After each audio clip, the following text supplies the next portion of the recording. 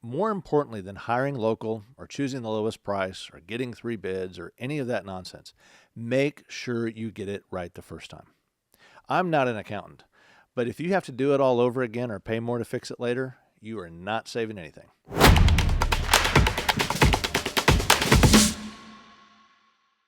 Welcome to Full Circle. I want to have a quick conversation about how stewardship matters when trying to choose a group to help you with your next church renovation or upgrade project. As a company that does renovations and expansions for churches of all sizes all across the country, we have seen a lot. This is what I want to tell you. More importantly than hiring local or choosing the lowest price or getting 3 bids or any of that nonsense, make sure you get it right the first time. I'm not an accountant, but if you have to do it all over again or pay more to fix it later, you are not saving anything. We had a small church call us about a renovation project several years ago that included some aesthetic changes to modernize the space, along with audio, video, lighting upgrades, and some acoustics.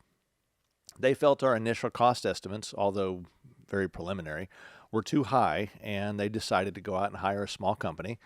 Won't say from where, but they were really not an AVL integrator. They were a small scenic company. They ran out, collected some AV partners that week, and sold themselves as an integrator. They threw some AVL systems in the church, skipped commissioning and training, and left. Now, we got called in the next year because they were having significant issues. Lighting units that were not even UL listed, making tons of noise and not functioning, hung at ridiculously steep angles, light spill all over the screens. The PA system pointed at the back wall with domed ceilings with no attention at all to acoustics, except for some panels on the wrong wall that were reflective when they were supposed to absorb. Because of the lighting, the video image was terrible. So just an absolute colossal failure of a project, right? We went down and looked at the project with the church, but we had to walk away from it. Why? Because none of those issues were their biggest problem. The most serious issue was rigging. Not only would we have the cost of replacing all that gear, we were going to have to re-rig everything. There was going to have to be some structural steel work needed. The rigging was so dangerous, if we were going to touch anything in that space, we were going to have to fix everything because of the potential liability. So you can imagine that this was not easy for the church to digest. And why?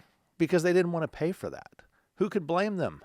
They already paid for it, right? They didn't have the money to do it twice. They had the money to do it once. They raised money for the project once. They had to move out of the space until they could find funding. All of it would eventually have to be replaced. They will spend much more than the $75,000 they saved up front to get all this fixed. It had to come out. It's not only the wrong gear, but it was not providing for their needs. But it was dangerous to the congregants. It's a huge liability for the church. Someone could be seriously injured. My question, where is the stewardship in that decision? How did that 3-bid process serve them?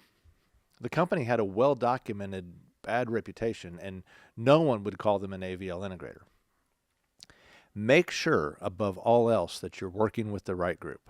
I can tell you after 30 years of doing this, these church renovation projects, it's easier to get it wrong than it is to get it right. Get it right the first time.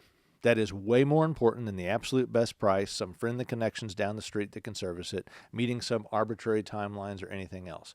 Get it right the first time. That is good stewardship. For more information on Paragon, check out paragon360.com. I hope this was helpful, and we'll see you on the next Full Circle.